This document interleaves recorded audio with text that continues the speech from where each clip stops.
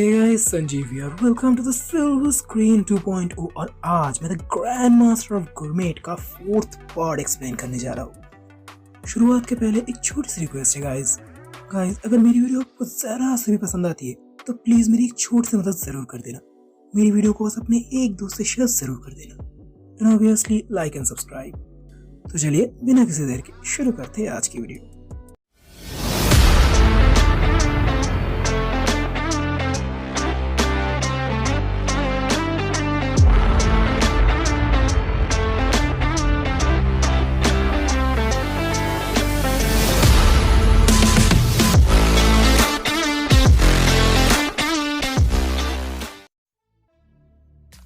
अपने हीरो से इतनी बुरी तरह से हार जाने के बाद जब चू भैया को लग ही रहा था कि अब उनकी मौत सामने है, तभी लियू भैया उन्हें माफ कर देते हैं। भले ही वो उन्हें माफ कर देते लेकिन मन ही मन बस एक ही बात सोचे जा रहे थे, गई भैंस पानी में, अब मैं शेंग से पीछा कैसे छुड़ाऊं। लेकिन वह दूसरी तरफ जैसे ही अपना हीरो चू भैया की जान बख्श देता है वैसे ही उनके दिल में अपने हीरो की इज्जत कई गुना बढ़ जाती है और मन ही मन उनके दिमाग में लियू भैया की एक अलग ही तस्वीर छप जाती है जिसमें वो किसी महापुरुष से कम नहीं लग रहे थे। और यही सोचते सोचते वो बड़ी प्यार से अपने लियू भैया का हाथ पकड़ लेते हैं और कहते हैं, आज से मेरा दिल सिर्फ और सिर्फ तुम्हारे लिए ही धड़केगा। और अब बस इतना सुनते ही अपने भैया के होश उड़ जाते हैं और उनका दिमाग पूरी तरह से फ्यूज हो जाता है। वो अपने हाथ को तुरंत से चू से छुड़ाने की कोशिश करते हैं लेकिन वो उसे छोड़ने का नाम ही नहीं लेता। और तभी उन दोनों के बीच में शेंग आ जाती है और तुरंत ही अपने भैया का हाथ छुड़ा लेते हैं और उसे उस मैच का विनर घोषित करते हैं। लेकिन अभी भी शेंग मैडम लियू भैया का हाथ छोड़ते नहीं है। वो उसे किसी बोरी की तरह खींचते हुए सीधा अपने कमरे में ले जाती है, जिसे देख देख कर यूएन का पारा हाई हो जाता है। वह दूसरी तरफ कमरे के अंदर पहुंचते शेंग सीधा अपने भैया को बिस्तर पर पटक देते हैं और धीरे धीरे अपने कपड़े उतारने लगती है। जैसे एक कर लियू भैया तुरंत पूछते हैं, अबे तू कर क्या रही है? तभी शेंग बड़ी शरारती अंदाज में उससे कहती है, क्या तुम्हें सच में नहीं पता कि मैं क्या कर रही हूँ? और अब बस इतना सुनते ही अपने भैया किसी अबला नारी की तरह चिल्लाने लगते हैं। मन ही मन वो बस एक ही दुआ कर रहे थे, ऊपर वाले आज मेरी इज्जत लुटने से बचा ले। तभी शेंग उसके बड़ी पास आ जाती है और बड़ी प्यार से कहती है, अब मैं और इंतजार नहीं कर सकती। अब गाइस इस सीन को देखकर मुझे भी समझ में नहीं आ रहा था ये सीन हॉरर है या रोमांटिक। तभी अचानक शेंग कहती है, अब मैं और इंतजार नहीं कर सकती, क्या तुम मेरे लिए कुछ टेस्टी बना सकते हो? इतना सुनते ही अपने भैया चैन की सांस लेते हैं। तभी शेंग धीरे धीरे चलते हुए अपने कमरे की एक साइड में जाती है और वहां का पर्दा हटा देती है। पर्दा हटाते ही सामने एक बहुत ही खूबसूरत किचन होता है, जिसे देखते ही अपना हीरो फॉर्म में आ जाता है और बड़ी एटीट्यूड से कहता है, देखो मैं तुम्हारे लिए खाना बना सकता हूँ लेकिन एक प्रॉब्लम है। असल में खाना बनाते समय बहुत सारा धुआं निकलता है जो पूरे बेडरूम को खराब कर सकता है। इतना सुनते ही मैडम भी सोच में पड़ जाती है। वो भी इस बात से पूरी तरह से एग्री करती है, लेकिन अभी तो उसके तन बदन में अच्छे खाने की आग सी लगी थी, इसलिए वो तुरंत अपने भैया को किचन की तरफ धक्का देने लगती है।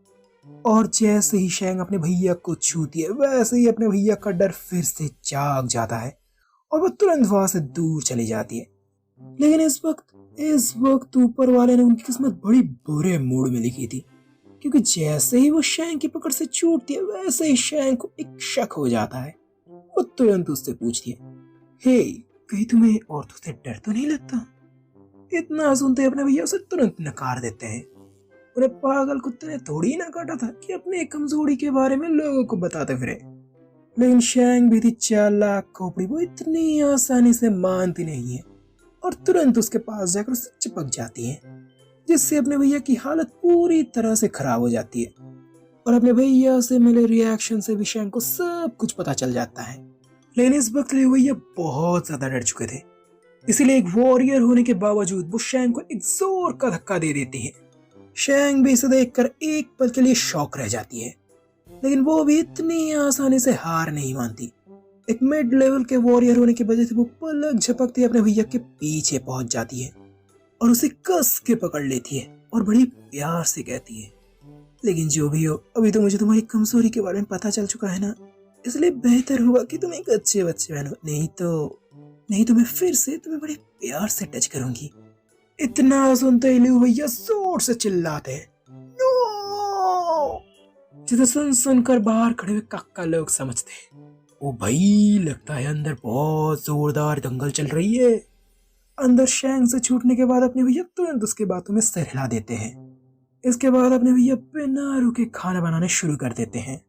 तभी शैंग पूछती है, तो आज तुम क्या बनाने वाले हो?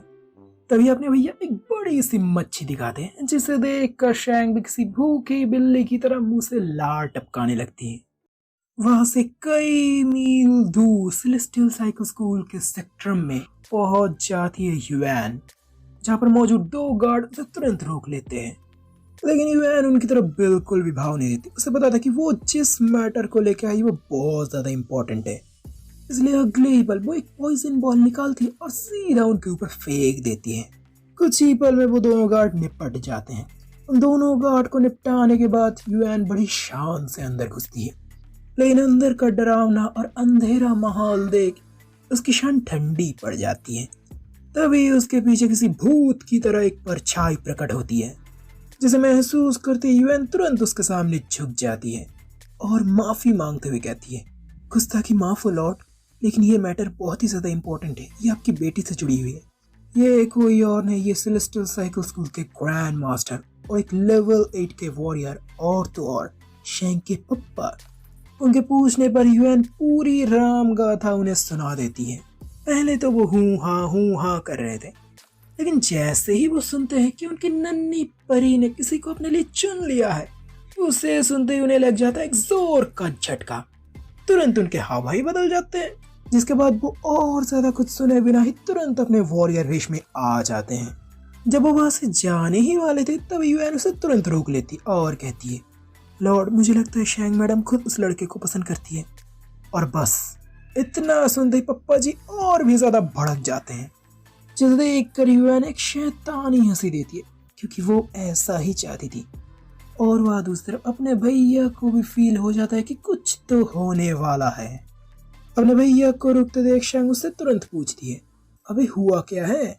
लेकिन अपने भैया उसे कोई जवाब नहीं देते और फिर से खाना बनाने लग जाते हैं। पहले तो वो उस मच्छी को हवा में उछालते हैं और अपनी अमेजिंग कटिंग स्किल से उसके पूरे के पूरे फ्लैश को बाहर निकाल लेते हैं। दूसरे स्टेप में वो मछली को छोटे छोटे पीस में कट कर लेते हैं। तीसरे स्टेप में थोड़ा सा तेल गरम करते हैं। चौथे स्टेप में वो मिर्च और कई सारे मसाले फ्राई करने लगते हैं। और 5वें स्टेप में वो थोड़ा सा पानी और उस फ्राई किए हुए मसाले के साथ उस मछली के छोटे छोटे कटे हुए पीस को कुक करने लगते हैं। और उसके बाद थोड़ा सा और मसाला डालने के बाद डिश ऑलमोस्ट तैयार हो जाता है, जिसे देख देख कर शैंग के मुंह से लार टपकने लगती है। उस खाने पे हल्ला बोलते इससे पहले अपने भैया उसे तुरंत रोक लेते हैं, अबे ठहर जा, अभी थोड़ा बाकी है। तभी लड़की मुंह बनाते हुए पूछती है, अब क्या? और तब अपने भैया थोड़ा सा गरम तेल उसके ऊपर बड़े ही आराम से दे देते हैं और उनके ऐसा करते ही खाने का पूरा फील ही बदल जाता है। अब तो मैडम शैंग के मुंह से नाइग्रा फॉल बहने लगता है। वो अपने आप को और रोक नहीं पाती। वो झट से एक चम्मच उठाती और फटाक से अपने मुंह में एक बाइट ले लेती है। और वो जैसे ही ऐसा करती है तब तो भाई साहब मैडम को पता चल जाता है कि असली तीखा किसे कहते हैं। उसे खाते ही उनके पूरे बॉडी में एनर्जी का ओवरफ्लो होने लगता है और वो पसीने से तरबतर हो जाती है और अपने कपड़ों को लूज करने लगती है। कोई और बंदा होता तो शायद उसे काफी ज्यादा मजा आता, लेकिन अपने भैया तो अलग ही मिट्टी के बने हुए थे, इसलिए उन्हें मजा नहीं बल्कि सजा मिल रहा था। लेकिन इतना तीखा होने के बावजूद भी शैंग का जोश अभी तक ठंडा नहीं होता। पसीने से तरबतर होने के बावजूद अपने कपड़ों को लूज करके वो धीरे धीरे सब कुछ खाने लगती है, जिसे देख देख कर अपने भैया चिल्ला कर कहते, अबे कुछ तो पहन ले। तभी लड़की बोलती है, लेकिन बहुत ज्यादा गर्मी है, मुझे लगता है कि मैं पागल हो जाऊंगी। लेकिन अजीब है, ये कमाल का है। ल्यूजियान तुम कमाल के हो, give me more, please keep going. और बस इतना सुनते ही बाहर खड़े हुए दोनों काका लोगों के मन में अलग अलग तरह के ख्याली पुलाव पकने लगता है। दोनों मन ही मन सोचते हैं, वाह लगता है लड़का बड़ा ही वीरवान है। वो दोनों जब ऐसा कह ही रहे थे तभी उनके पीछे किसी भूत की तरह पहुंच जाते ग्रैंड मास्टर। असल में वो उन दोनों की बातें सुन चुके थे और ग्रैंड मास्टर को देखते उन दोनों की पतलून ढीली हो जाती है और वह अंदर जैसे ही शैंग का जो ठंडा पड़ता है वैसे ही उसे पता चलता है कि उसका पूरा शरीर जल रहा है। इसलिए वो अपने भैया से तुरंत पानी मांगते हैं, लेकिन अपने भैया उसे तुरंत मना कर देते हैं। इसलिए वो चारों तरफ पानी ढूंढने लगते हैं, लेकिन असल बात तो यह है कि अपने भैया ने खाना बनाते समय पानी कहीं पर छुपा दिया था और शैंग को मजा चिखाने के लिए उन्होंने जानबूझकर खाने को इतना तीखा बनाया था। तभी शैंग उसकी तरफ देखती है। लिऊ भैया को भी कुछ समझ में नहीं आता और इससे पहले वो कुछ समझ पाते शैंग उछलते उनके पास आ जाती और उनसे पूरी तरह से चिपक जाती है और अपने भैया की फूटी किस्मत की तभी अंदर एंटर करते पप्पा जी और सामने का नजारा देखते ही उनके होश उड़ जाते हैं क्योंकि उन्हें कुछ ऐसा दिखता है।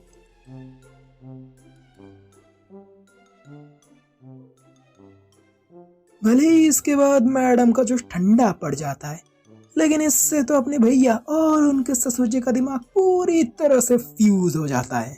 पप्पा जी को तो लग रहा था कि उनके इस दुनिया में रहने का कोई मतलब नहीं, लेकिन अगले ही पल वो अपने आप को संभालते हैं और गुस्से से भड़क उठते हैं। आज तो तू गया छोरे। पप्पा जी लिऊ भैया पर कोई वार करते उससे पहले बीच में आ जाती है शैंग और कहती है, अगर आपको उसे मारना है तो पहले आपको मुझे मारना होगा। इतना सुनते ही उन्हें एक और झटका लग जाता है। आज उनके साथ ये हो क्या रहा है भाई? एक के बाद एक उन्हें झटके मिलते ही जा रहे हैं। अगर एक और झटका मिला तो शायद बेचारे खड़े ही ना रह पाए, लेकिन अब तो वो गुस्से से पूरी तरह से बावला हो चुके थे। वो अपनी बेटी की बातों पर जरा सा भी भाव नहीं देते। वो तुरंत उसे साइड कर देती है और अपने भैया की तरफ बढ़ने लगते हैं, जिसे देख देख कर तो अपने भैया की पैंट गीली हो जाती है। अपने आप को बचाने के लिए वो तुरंत ही अपने बनाए फिश करी को उनके ऊपर फेंक देते हैं और बस इतना देखते ही शैंग अपना सिर पीट लेती है। तभी पप्पा जी गुस्से से शैंग को बाहर जाने के लिए कहती है। अपने पप्पा को इतने गुस्से में देख शैंग भी कुछ नहीं कह पाती और ना चाहते हुए भी दुखी मन से अपने कपड़े पहनकर वहां से जाने लगती है। शैंग को उसे ऐसी मुसीबत में छोड़कर जाते हुए देख अपने भैया की तो पतलून ढीली हो जाती है। जैसे ही वो बाहर पहुंचती वो तुरंत ही युएन को पकड़ लेती है। अपने ऑरा डिटेक्शन की पावर से वो बहुत पहले ही युएन का ऑरा महसूस कर चुकी थी, इसलिए वो समझ चुकी थी इन सभी के पीछे युएन का ही हाथ है। इसलिए वो उसे किसी बोरी की तरह खींचते हुए ले जाने लगती है। वहां से जाते समय वो बस एक ही दुआ कर रही थी कि काश लिऊ जियान ठीक रहे और वह अंदर अपने भैया लग जाते अपने ससुर जी की आओ भगत में। तभी पप्पा जी उनकी तरफ गुस्से से घूरते हैं। इतना देखते ही अपना हीरो बहुत ही ज्यादा घबरा जाते हैं। वो तुरंत उसके सामने झुक जाते हैं और कहते हैं, लॉर्ड मैं सिर्फ और सिर्फ एक वर्ल्ड क्लास कुक हूँ। इतना बोलते ही वो शुरू से लेकर अंत तक पूरी राम गाथा उन्हें सुना देते हैं। उन्हें सच में बहुत डर लग रहा था कि अब उनका क्या होगा, लेकिन कुक कुक ये शब्द सुनते ही पप्पा जी का गुस्सा पूरी तरह से ठंडा पड़ जाता है। तभी पप्पा जी उनसे पूछते हैं, क्या तुम सच में एक कुक हो? पप्पा जी का गुस्सा ठंडा होते देख उन्हें भी एक उम्मीद नजर आने लगती है, इसलिए वो तुरंत ही पास में पड़ी हुई एक लौकी उठाते हैं और कहते हैं, हाँ मैं एक कुक हूँ, अब बाहर थोड़ा घूम के आइए, उतनी देर में इस लौकी से मैं एक बहुत ही टेस्टी डिश बनाकर आपको खिला सकती हूँ। तभी पप्पा जी कहते हैं, कुक बहुत समय पहले मैंने कुक के बारे में सुना था और बहुत समय बाद मैं एक कुक को अपने सामने देख रहा हूँ। अगर तुम एक कुक हो तो मैं तुम्हें माफ कर दूंगा, लेकिन अगर नहीं। इतना बोलते ही वो अपने हाथों से एक बहुत ही पावरफुल एनर्जी बीम छोड़ते हैं, जिसे देखकर लिऊ भैया के होश उड़ जाते हैं। तभी पप्पा जी उन्हें एक पोक लॉइन देते हैं। आप में से जिन लोगों को नहीं पता उन्हें बता दूं, पोक लॉइन का मतलब है सुअर का मांस, और किसी ऐसी वैसी जगह का मांस नहीं, बल्कि सुअर के पिछवाड़े का मांस। तभी पप्पा जी कहते हैं, अगर तुम एक कुक हो तो मुझे इससे एक टेस्टी चीज बनाकर दिखाओ। इतना सुनते ही अपने भैया एक हल्की सी स्माइल देते हैं और अपने फॉर्म में आ जाते हैं। लिऊ भैया को एक अलग ही फॉर्म में देख पप्पा जी को उनके बातों पर थोड़ा थोड़ा यकीन होने लगता है।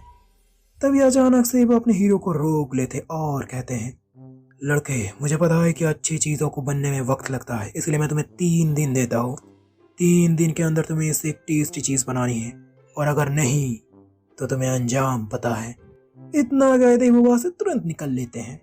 बाहर निकलते ही वो जायची को देखती है जो तीनों काकों को अपने कंधे पर उठाए हुए थी। ग्रैंड मास्टर लेडी शैंग ने सभी तरह के कचरे को बाहर फेंकने के लिए कहा है।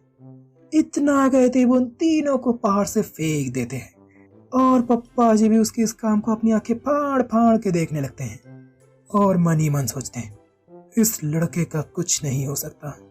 तभी वो जायची के पास आ जाती और कहती है, मैं देख रहा हूँ कि तुम पहले से भी ताकतवर बन चुके हो। इतना सुनते ही जायची भी लियू भैया के बारे में सब कुछ बता देती है। अपने भैया के बारे में ऐसी बात सुनते ही वो फिर से लियू भैया के बारे में सोचने लगते हैं, और जायची से कहती है, शायद तुम दोनों एक अच्छे दोस्त बन सकते हो। तब वो मन ही मन सोचने लगते हैं, शायद ये दूसरा है जिससे मैं अभी मिल चुका हूँ। और वह कमरे के अंदर अपनी जान बचने की वजह से लियू भैया चैन की सांस लेते हैं। क्या इस दुनिया में मेरे अलावा ही कोई और कुक मौजूद है? लेकिन वो इस बातों पर ज्यादा भाव नहीं देते और आराम करने लगते हैं। जब वो आराम कर ही रहे थे तभी वो देखते उनका हाथ किसी नरम चीजों पर पड़ चुका है। मुड़कर देखने पर पता चलता है कि ये कोई और नहीं बल्कि जायची है, और अपने भैया उनके छोटे छोटे संतरों को ही दबा रहे थे। इतना देखते ही अपने भैया के होश उड़ जाते हैं। तभी जायची उठ जाती है और कहती है, मुझे चाहिए, मुझे तुम्हारे गोल्डन सन बॉल्स चाहिए। इतना कहते ही वो अपने लियू भैया से चिपक जाती है, और तभी कमरे में एंटर करती है शैंग, और सामने का नजारा देखकर उसके होश उड़ जाते हैं। तो गाइस आज के लिए बस इतना ही, इससे ज्यादा तो आज मैं आपको सुना नहीं पाऊंगा। तो गाइस आपको क्या लगता है इन दोनों को एक साथ देखकर शैंग वो अपने भैया के साथ क्या करेंगी?